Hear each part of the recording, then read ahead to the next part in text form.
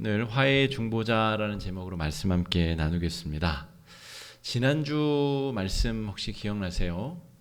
지난주 너무 먼 얘기 아닌가 이렇게 생각하실 수도 있는데, 수종병, 그러니까 몸에 물이 제대로 순환하지 못해서 몸이 통통 부른 어떤 환자를 예수님 앞에 데려다 놓고 예수님이 고치나 안 고치나 시험을 했었죠. 이 바리새인의 지도자들이 그렇게 시험했습니다. 그 육체적 수종병이 그 바리새인 지도자에게는 영적인 수종병으로 하나님의 은혜를 받고 누렸음에도 불구하고 은혜를 흘려보내고 나누지 못하고 그것으로 예수님을 공격하고 또 참된 진리를 방해하는 일에 악용하였었던 영적 수종병에 걸린 사람에 대한 이야기를 살폈습니다. 그 전주에는 또 믿음의 파선한 이야기를 살폈는데요. 그래서는 안 된다. 믿음의 파선해서는 안 된다는 주제의 말씀을 살폈는데, 오늘 이 빌레몬서를 우리가 살펴보면서 우리가 연속선상에서 예수 믿는 사람으로 우리가 어떻게 또 살아가야 되는가, 어떻게 믿음을 굳게 세울 수 있는가를 우리가 다시 한번 살펴볼 수 있기를 바랍니다.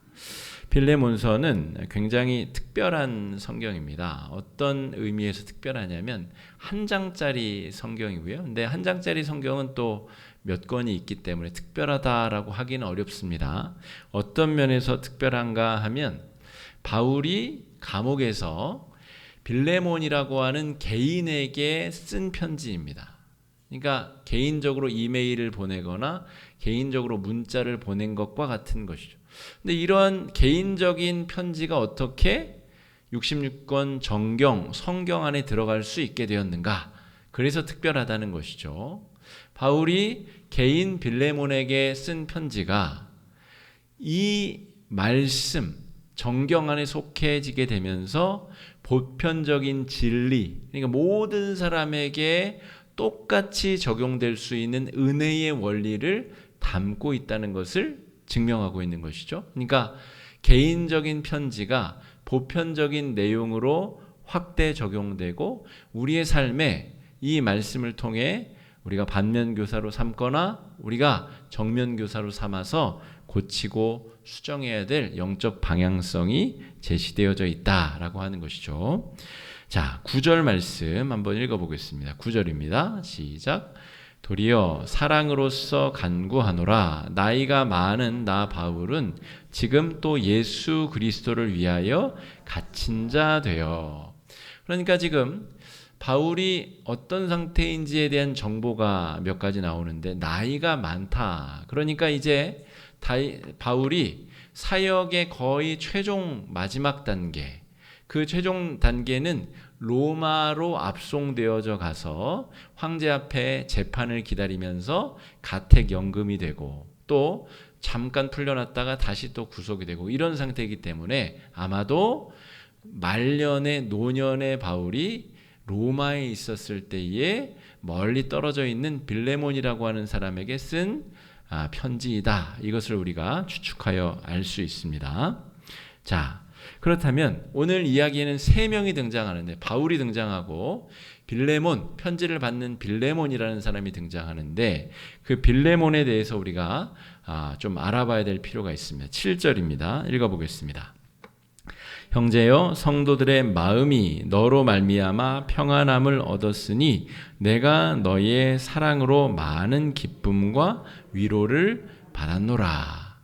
그러니까 아마도 이 빌레몬이라는 사람은 바울이 이방인의 사도로서 사역을 마음껏 할 수 있도록 경제적으로 또 물질적으로 또 여러 필요한 것들을 공급했었던 후원자가 아니었나 이렇게 생각해 볼 수 있습니다. 너로 말미암아 평안함을 얻었으니 내가 너의 사랑으로 많은 기쁨과 위로를 받았다. 물질적인 또 기도로 여러 모양으로 바울의 사역을 후원한 사람이었을 것이다. 이렇게 볼 수가 있겠죠. 바울의 아마도 특별한 후원자였을 것 같습니다. 빌립보의 루디아 같은 사람이겠죠. 아마 도시마다 지역마다 바울에게 이런 특별한 후원자를 하나님께서 붙여주셨던 것 같습니다. 그런데 이 빌레몬과 바울의 이런 관계 안에 또 한 사람이 개입되게 됩니다. 그 사람의 이름이 바로 오네시모라고 하는 사람인데, 이 사람은 어떤 사람인지 한번 살펴보겠습니다. 10절 말씀입니다. 시작. 갇힌 중에서 낳은 아들 오네시모를 위하여 내게 간구하노라. 바울은 결혼을 안 했죠. 그러니까 육체적으로 낳은 자식이라는 말이 아닙니다. 우리 카톨릭 우리 그 출판사 중에 바오로의 딸이라는 출판사가 있어요. 재밌죠? 바울은 결혼을 안 했는데 바오로의 딸, 출판사 이름입니다. 그러니까 지금 바울이 이야기하는 것은 실제 결혼해서 낳은 자식이 아니라 영적으로 예수를 믿게 해서 예수로 말미암아 거듭난 사람 오네시모, 이 오네시모를 위해서 빌레몬이라는 사람에게 지금 간곡하게 청하는 편지를 쓰고 있다, 이 말입니다. 그러니까 바울이 있고 빌레몬이 있고 오네시모, 이 세 사람의 이름을 기억해야 됩니다. 오늘 목장 모임 첫 번째 질문을 제가 뭐라고 적었냐면, 이 세 사람의 등장인물 중에서 내가 조금이라도 더 가깝게 느껴지는 사람이 누구인지 한번 찾아보십시오. 이 세 사람이 지금 어떤 상황으로 만나고 있는지, 어떤 부탁을 하고 있는지 우리가 말씀을 통해서 좀 살펴보고, 다 설교를 들은 다음에 나는 지금 누구랑 조금 마음이 더 통하는 것 같다, 한번 찾아보시면 좋겠습니다. 이 오네시모라는 사람은 누구냐라고 하면 공교롭게도 빌레몬에게서 도망 나온 노예입니다. 그러니까 이 참 운명이 기구하죠. 이 빌레몬에게서 도망 나온 노예가 흐르고 흘러서 도착한 곳이 지금 바울이 감옥에 갇혀 있는, 그게 로마일 수도 있고 에베소일 수도 있는데 학자들은 로마로 보는 경향들이 많습니다. 그러니까 그 먼 로마까지 이 오네시모가 이 돌고 돌아서 바울을 만나 복음을 듣고 예수를 믿게 되었다는 것이죠.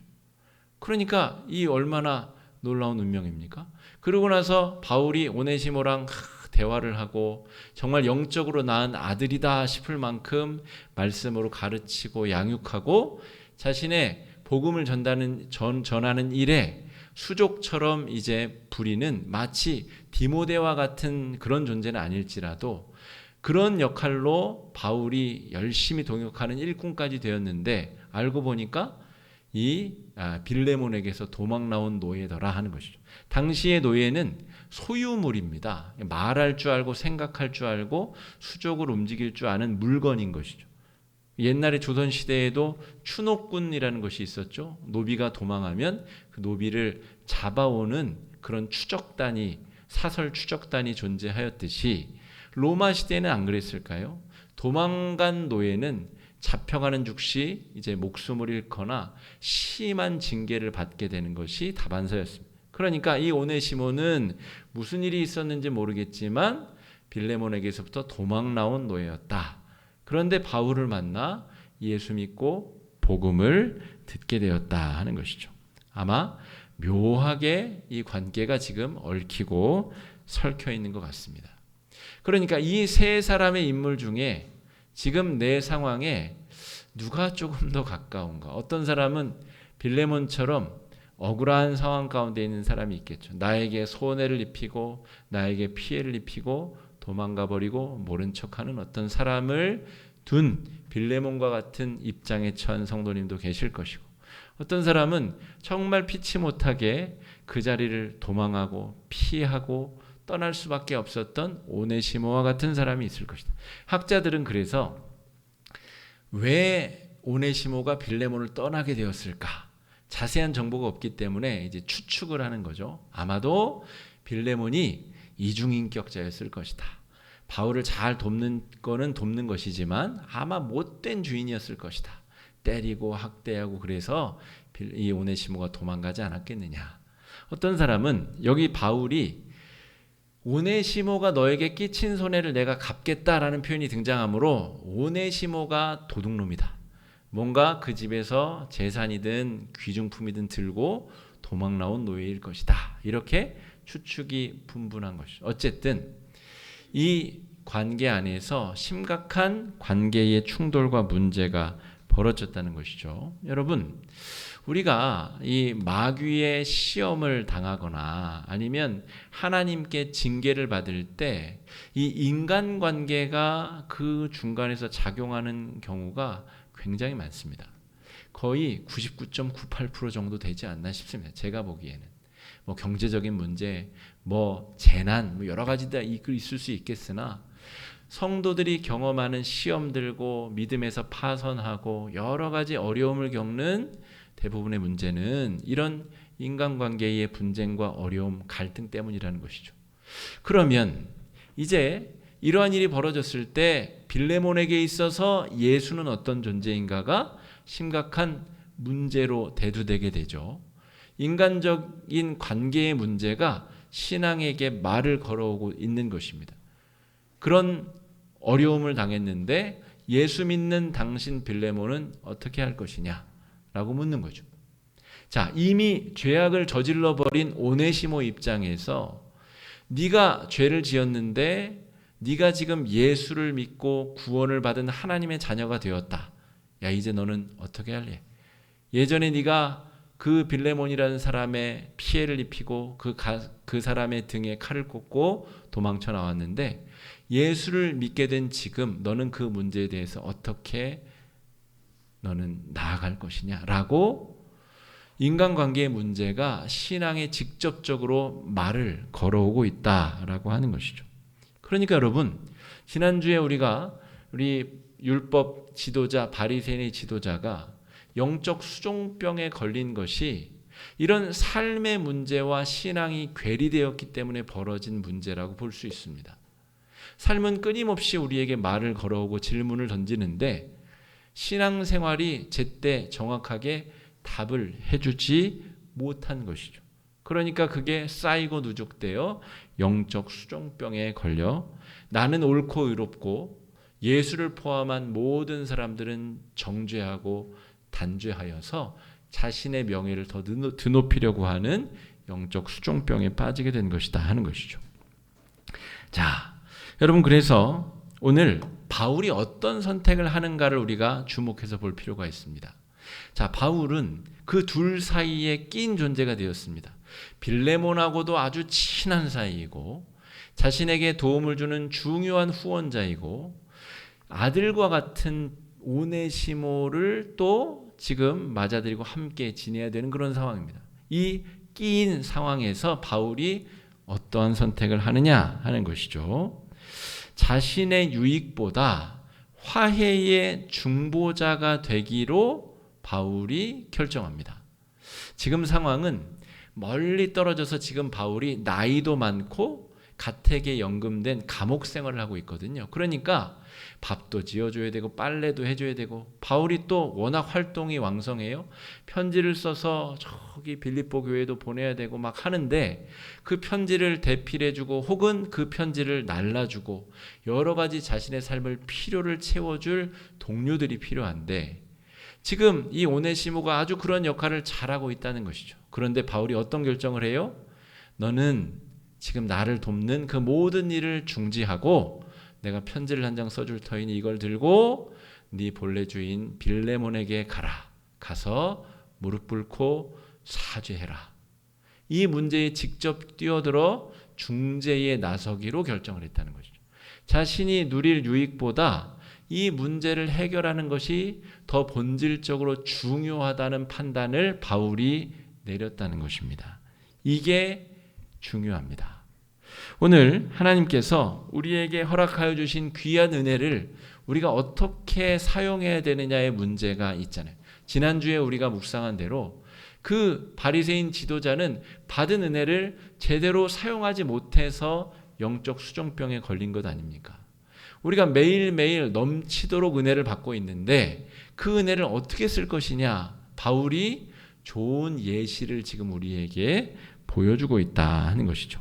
13절 말씀 우리 한번 같이 읽어보겠습니다. 그를 내게 머물러 있게 하여 내 대신 나를 섬기게 하고자 하나. 이런 마음도 있었다는 거죠. 지금 오네시모 나를 잘 돕고 있는데 그냥 나만 돕는 게 아니라 하나님 나라 복음을 전하는 데도 도움이 되니까 그냥 이 빌레몬에게 비밀로 하고 오네시모가 그냥 나를 잘 섬기도록 그냥 침묵할까 생각을 해봤다는 거죠. 그런데 그렇게 한다고 할 때 빌레몬에게 벌어질 문제, 또 오네시모에게 벌어질 문제를 생각해 보니 이건 아니다라고 생각을 했다는 것이죠. 그래서 이 둘 사이의 관계를 회복시키는데 내가 고개를 넙죽 숙이고, 오늘 빌레몬에게 편지를 쓰는 내용을 보면 간이고 쓸개고 다 지금 빼주고 있습니다. 내 자존심, 내 명예, 내 모든 것을 다 내려놓을 테니 나를 봐서라도 오네시모를 제발 용서해 주게.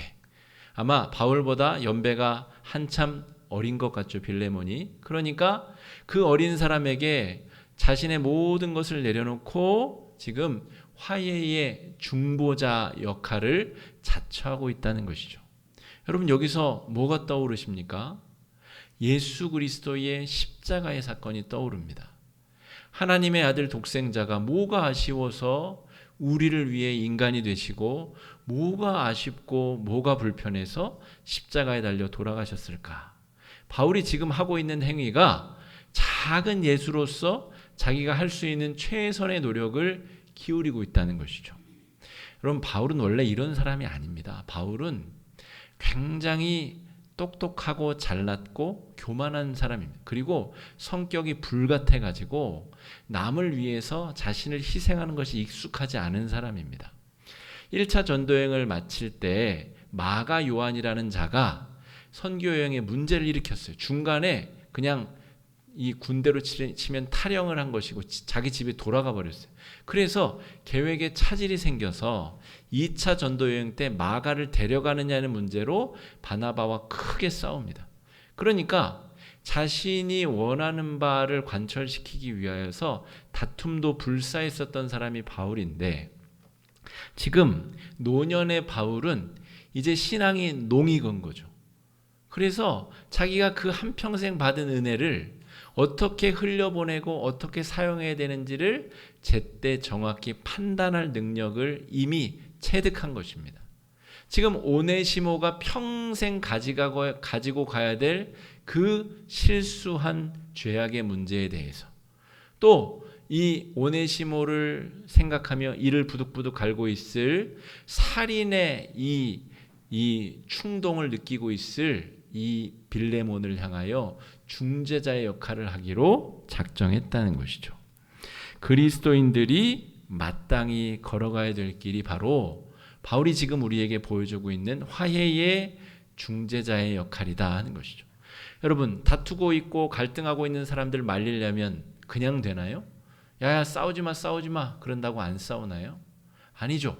내가 몸으로 육박전으로 끼어 들어가서 그 사람에게 날아오는 주먹을 내가 대신 맞기도 하고, 내가 그 사이에 핥힘을 당하고 욕도 들어먹고, 내가 그 사이에서 오해도 당하고 핍박도 당하고, 그래야 둘 사이에 그 급격한 이 감정적인 충동이 나를 이 중재로 삼아서 완화되고 조절되고 해결될 것 아닙니까?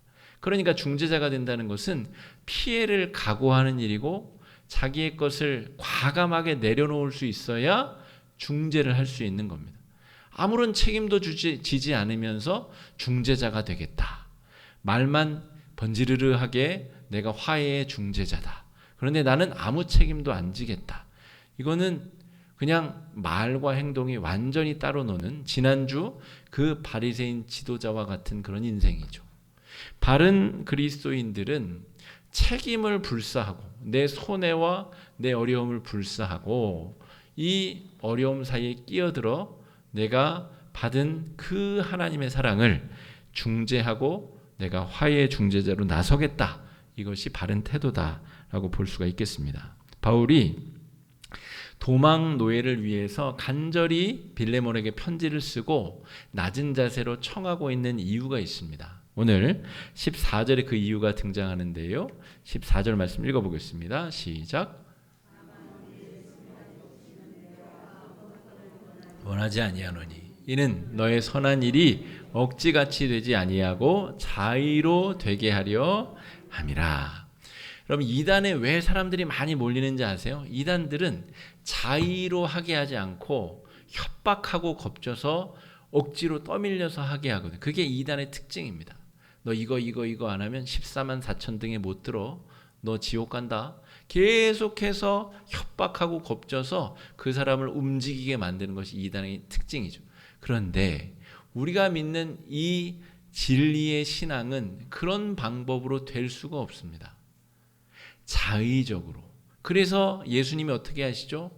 막 천군천사 동원해서 재난을 일으켜서 예수 믿게 하신 것이 아니라 십자가에 달리시는 온전한 순종과 낮아지심으로 자발적으로 예수를 믿고 따르게 하시는 방법을 썼다는 것이죠.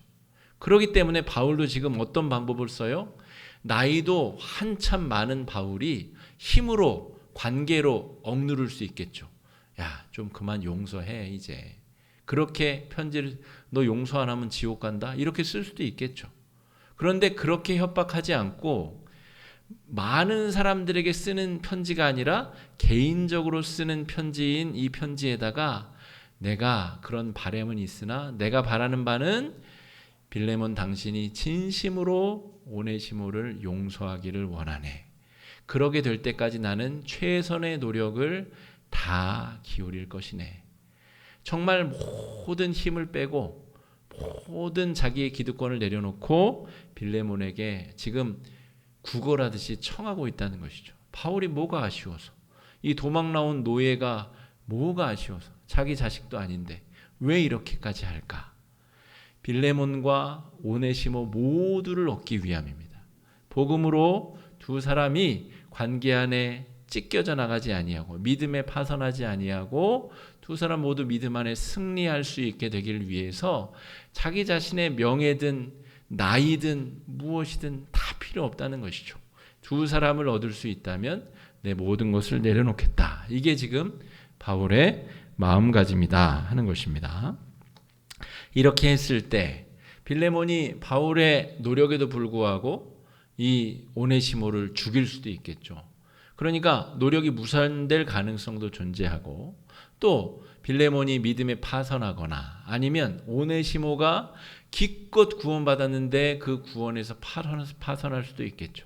그런데 굳이 바울이 이런 어려운 길을 선택한 이유가 무엇이냐? 무슨 배짱으로 이렇게 하고 있느냐라고 하면 참된 중보자이신 성령에 대한 무한한 신뢰 때문입니다. 그러니까 내가 잘나서 내가 개입하면 해결돼. 이런 사람들 있죠. 정치인들 중에도 굉장히 교만한 사람들 있죠. 내가 중재하면 해결돼. 내가 말하면 걔가 들을 거야. 여러분 이것은 지금 바울이 취하고 있는 태도가 아닙니다. 그러면 더 고압적으로 편지를 써야 됩니다. 내 말 들어라. 안 들으면 너 정말 뒤로 넘어져도 코가 깨진다.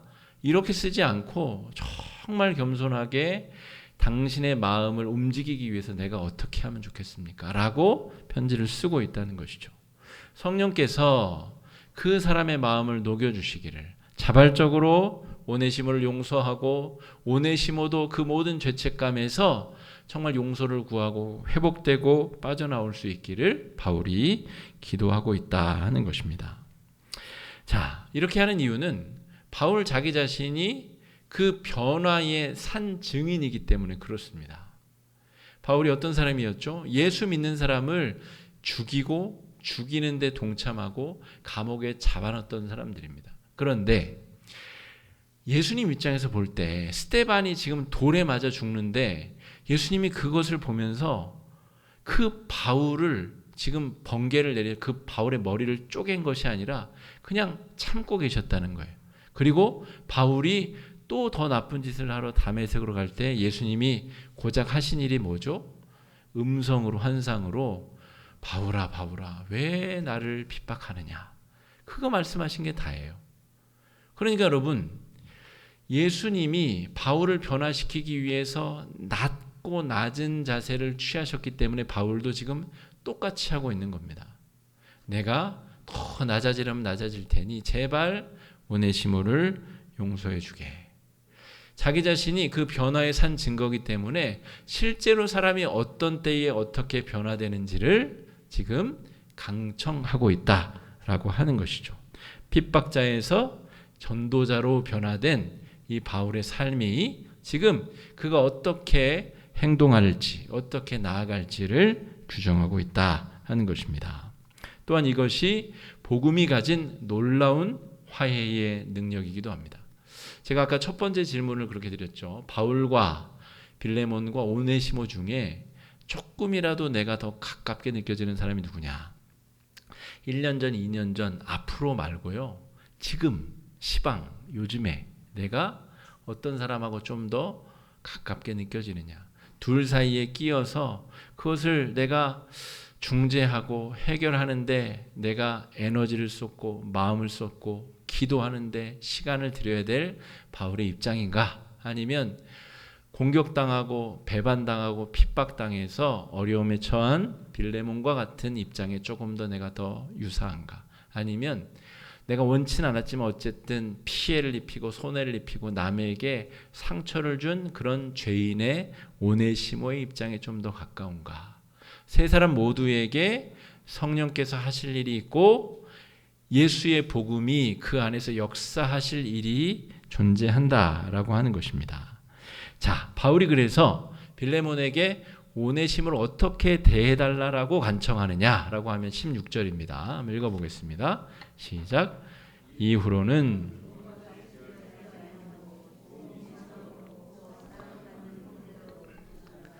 내가 특별히 그러하거든 하물며 육신과 주 안에서 상관된 내게랴. 바울이 무리한 요구를 하고 있습니다. 도망간 노예를 받아들이되 이제는 더 이상 노예로 취급하지 말고 사랑받는 형제로 받아달라. 나도 그렇게 했으니까 너는 그 전에 인간적인 관계도 있고 너도 예수 믿고 오네시모도 예수를 믿게 되었으니 네가 그렇게 해주면 좋겠다라고 요청하고 있는 것이죠. 바울은 인간적으로는 뛰어넘을 수 없는 경계를 완전히 허물어 달라라고 빌레몬에게 요청하고 있습니다. 여러분, 그리스도인들이 중보기도라는 걸 하죠. 우리가 기도라는 걸 하잖아요. 통일의 문제를 놓고 기도할 때 인간적으로 생각할 때는 저 북의 지도자가 변화될까? 저 정권이 무너질까? 저가 정말 평화롭게 우리가 남과 북이 하나가 될 수 있을까? 인간적으로 생각하면 불가능한 일을 믿음의 사람들은 그것을 초월하는 영적인 눈으로 볼 수 있는 사람들이고 그런 마음으로 기도해야 되는 사람들이다 하는 것이죠. 우리 주변에 처한 수많은 문제들, 인간관계의 문제들, 지금 바울이 볼 때도 이 두 사람의 문제는 해결되기가 쉽지가 않습니다. 어떻게 이 문제를 해결하겠어요? 오직 성령의 능력, 성령의 강권적인 능력으로만 이 일이 해결될 수 있다라는 믿음이 있다는 것이죠. 다다음 주부터 목장 모임이 진행된다라고 제가 오늘 광고를 드렸는데 그 모임이 잘 진행된다는 확신이 제 안에 있을까요, 여러분? 제 안에 있나요? 잘 되리라고 믿습니다. 믿음의 영역이죠. 잘 되리라고 하는 귀납법적인 확신은 제 안에 없습니다. 지금 이렇게 하는 걸 보니 다다음 주에 목장 모임이 완벽하게 진행될 거야. 그런 과학적인 추론은 제 안에 없습니다. 단지 성령께서 우리 공동체를 생명의 공동체로 만들어 가시기 위하여 그 모임이 왕성해지도록 영적으로 회복되고 아름다운 말씀을 통한 나눔이 이루어질 수 있도록 성령께서 행하실 것이다 라고 하는 믿음의 영역에 확신이 있다는 것이죠. 여러분, 그런 믿음을 가지고 예수 그리스도가 하신 것처럼 애써야 되는 사람들이 바로 그리스도인들이다 라고 하는 것입니다. 온 인류를 위해 예수님께서 화해의 중보자가 되셨다면 바울이 지금 하고 있는 일은 뭐죠? 온 인류가 아닙니다. 로마 제국의 황제를 변화시키는 일이 아니고 자신의 시종인 오네시모와 관련된 문제를 해결하기 위해서 애쓰고 있는 거죠. 내가 지금 할 수 있는 문제, 내가 지금 뛰어들어서 실패를 맛보더라도 도전할 수 있는 화해의 중보자의 역할을 찾아야 된다는 것이죠. 이제 다음 주는 추석 명절이죠. 보기 싫어도 봐야 되는 가족들, 친척들도 있을 것이고, 교회 다닌다고 핍박하는 사람들도 있을 것이고, 만나면 성격적으로 안 만나 갈등과 다툼이 있는 사람들도 있을 것인데, 오늘 우리가 화해 중보자의 그 귀한 역할을 바울을 통해서 보고 배웠다면, 우리가 적어도 기도하고 작은 노력이라도 기울여 시도할 수 있는 그런 은혜가 우리 가운데 넘치는 귀한 한 주가, 또 그것을 위해서 기도하실 수 있는 한 주간이 되시기를 주의 이름으로 축복합니다. 이 시간에 말씀 의지해서 우리 좀 함께 기도하시겠습니다. 기도하실 때 주님, 우리가 바울처럼 또 빌레몬처럼 오네시모처럼 각각 우리가 다른 상황에 처해 있을 수도 있습니다만, 예수의 복음이 우리 안에 역사하심으로 말미암아 그 어그러진 관계가 회복되어지고 다시금 예수의 생명의 복음으로 온전케 됨을 우리가 믿음의 눈으로 바라보게 하여 주시옵시고, 그런 관계에 끼인 사람들이 있다면 이 관계를 회복시키기 위하여 나의 어떤 것을 헌신하고 내어놓을 수 있을지 고민하고 고심하며 나아가는 한 주간이 될 수 있게 해달라고 이 시간에 함께 기도하며 나아가겠습니다. 기도하겠습니다.